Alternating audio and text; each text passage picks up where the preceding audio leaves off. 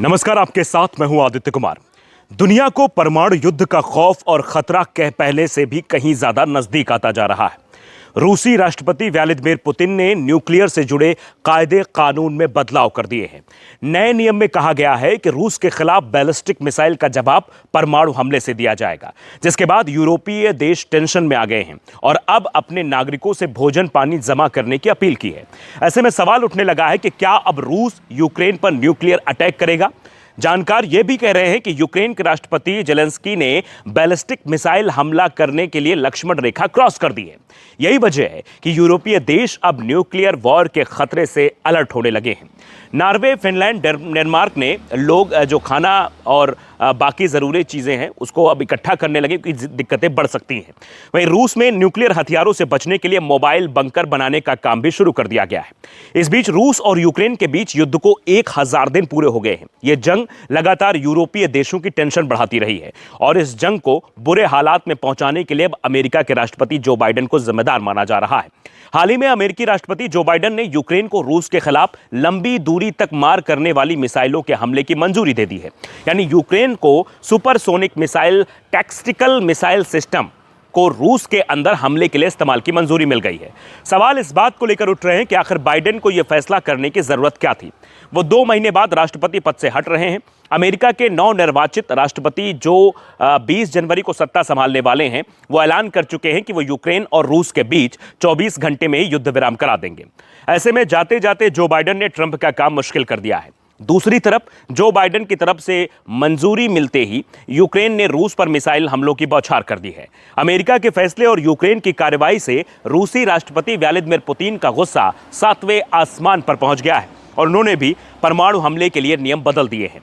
Putin ने ऐलान कर दिया है कि अगर यूक्रेन ने बैलिस्टिक मिसाइल दागी तो परमाणु हमला किया जाएगा और अब यूक्रेन ने बैलिस्टिक मिसाइलें दागना भी शुरू कर दिया है। इसके बाद कहा जा रहा है कि रूस ने भी अपने परमाणु हथियार निकाल लिए हैं।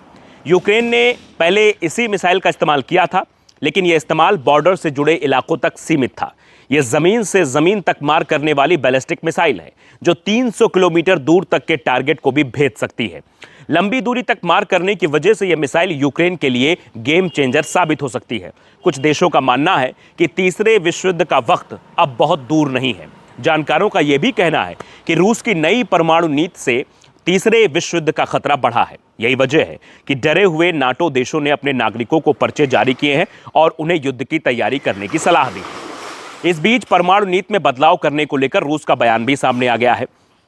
रूस ने कहा है कि अगर गैर परमाणु देश किसी न्यूक्लियर पावर वाले देश के सपोर्ट से हमला करता है तो इसे रूस के खिलाफ जंग माना जाएगा। रूस के खिलाफ बैलिस्टिक मिसाइल का जवाब परमाणु हमले से दिया जाएगा। रूसी सुरक्षा परिषद के उपाध्यक्ष और पुतिन के करीबी दिमित्री मेदवेदेव ने तीसरे विश्व युद्ध की चेतावनी भी दे दी है। उन्होंने कहा कि रूस के खिलाफ दागी गई मिसाइलों को हमला माना जाएगा। इसके जवाब में रूस, यूक्रेन और नाटो के ठिकानों पर अटैक कर सकता है। इसका मतलब यह है कि तीसरे विश्व युद्ध का समय आ गया है।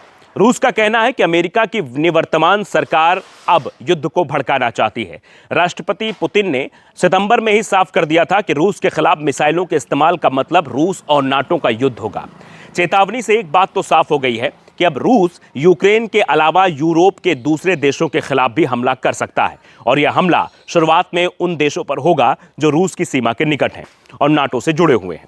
इसके बाद कई नाटो देश अपने नागरिकों से युद्ध के लिए तैयार रहने को भी कह रहे हैं। द मिरर ऑफ यूके के अनुसार परमाणु युद्ध छिड़ने की आशंका के बीच स्वीडन ने भी अपने नागरिकों को आगाह कर दिया है और पैम्पलेट बांटे हैं। इनमें से अपने नागरिकों को शेल्टर में रहने की सलाह भी दी गई है। दूसरे विश्व युद्ध के बाद से यह पैम्पलेट सिर्फ 5 बार जारी किया गया है। इस बार यह पर्चा प्रत्येक नागरिक के घर में भेजा गया है। दूसरी तरफ नॉर्वे ने भी अपने नागरिकों के बीच इमरजेंसी पैम्पलेट जारी कर दिए हैं, जिसमें लोगों को पूरे युद्ध के बारे में समझाया गया है। इसके साथ ही किसी इमरजेंसी स्थिति में 1 सप्ताह तक भोजन पानी की व्यवस्था करने की भी सबको सलाह दे दी गई है। डेनमार्क ने पहले ही अपने नागरिकों को राशन, पानी और दवाओं का स्टॉक रखने के लिए ईमेल भेज दिया है ताकि जब परमाणु हमला हो तो उसकी स्थिति में 3 दिन के लिए इमरजेंसी व्यवस्थाएं हो सके। स्वीडिश की लिस्ट में आलू, पत्ता गोभी, गाजर और अंडे और बोलोग्नीज सॉस तैयार करके ब्लूबेरी और रोज हिप सूप ये सब शामिल किए गए हैं। नाटो के कई देशों को अब युद्ध का डर है और वे इसके लिए तैयारी कर रहे हैं। रूस के साथ अपनी लंबी सीमा और द्वितीय विश्व युद्ध में सोवियत संघ के साथ युद्ध के अनुभव के कारण फिनलैंड विश्व युद्ध को लेकर ज़्यादा सतर्क दिखाई दे रहा है। फिनलैंड ने अपने नागरिकों के संकट से बचने के लिए तैयारी करने के लिए भी कह दिया है। फिनलैंड ने अपने ऑनलाइन ब्रोशर को अपडेट कर दिया है। गाइडलाइन में बताया गया है कि विभिन्न हालातों में क्या करना चाहिए। नागरिकों से संकट की स्थिति से खुद को सुरक्षित रखने के लिए भी कहा जा रहा है। फिनलैंड ने यह बताया कि नागरिक -20 डिग्री सेंटीग्रेड में भी कम सर्दियों के तापमान में अपना बचाव कैसे करें। सूची में आयोडीन की गोलियां और पकाने में आसान भोजन, पालतू जानवरों के लिए भोजन और एक बैकअप बिजली आपूर्ति शामिल है। फिनलैंड पिछले साल अमेरिका के नेतृत्व वाले नाटो सैन्य समूह में शामिल हुआ था। वहीं स्वीडन यूक्रेन पर रूस के हमले के बाद इस साल मार्च में शामिल हुआ। एक तरफ रूस चेतावनी ही देता रहा तो दूसरी तरफ यूक्रेन के राष्ट्रपति व्लादिमीर पुतिन माफ कीजिएगा, यूक्रेन के जो राष्ट्रपति हैं वो वोलोडिमिर जेलेंस्की है। उन्होंने रूस के खिलाफ उन मिसाइलों का उपयोग करने के अपने इरादे को स्पष्ट कर दिया है। जेलेंस्की ने कहा कि आज मीडिया में हमें कार्रवाई के लिए अनुमति मिलने के बारे में बहुत कुछ कहा जा रहा है, लेकिन हमले शब्दों से नहीं किए जाते। ऐसी चीज़ों की घोषणा नहीं की जाती है कि मिसाइलें खुद बोलेंगी। रूस एक परमाणु शक्ति संपन्न देश है। रूस को दुनिया के सबसे बड़े परमाणु हथियार संपन्न देशों में गिना जाता है, जबकि यूक्रेन ने अपना पूरा परमाणु भंडार छोड़ दिया है। यूक्रेन 1994 में अपने परमाणु शस्त्रागार को छोड़ने पर सहमत हुआ था, जो उस समय दुनिया का तीसरा सबसे बड़ा और सोवियत संघ से विरासत में मिला था। लेकिन यूक्रेन को अमेरिका समेत कई परमाणु शक्तियों का समर्थन प्राप्त है। इस बीच अमेरिका के नवनिर्वाचित राष्ट्रपति डोनाल्ड ट्रंप के बेटे डोनाल्ड ट्रंप जूनियर ने दावा किया कि बाइडेन उनके पिता के सत्ता संभालने से पहले तीसरा विश्व युद्ध शुरू करने की कोशिश कर रहे हैं। उन्होंने एक्स पर लिखा, ऐसा लगता है कि वो ये सुनिश्चित करना चाहता है कि मेरे पिता को शांति स्थापित करने और लोगों की जान बचाने का मौका मिलने से पहले तीसरा विश्व युद्ध करवा दिया है। उन चीज़ों को लेकर अलग अलग तरीके की प्रतिक्रिया है। उन खरबों डॉलर पर ताला लगाना होगा, ये बात भी कही जा रही है। फिलहाल स्थितियां नाजुक होती जा रही हैं। लगातार तीसरे विश्व युद्ध की जो सुगबुगाहट है वो आ रही है, और इसके पीछे जो सबसे बड़ी वजह मानी जा रही है वो जो बाइडेन के फैसले को माना जा रहा है।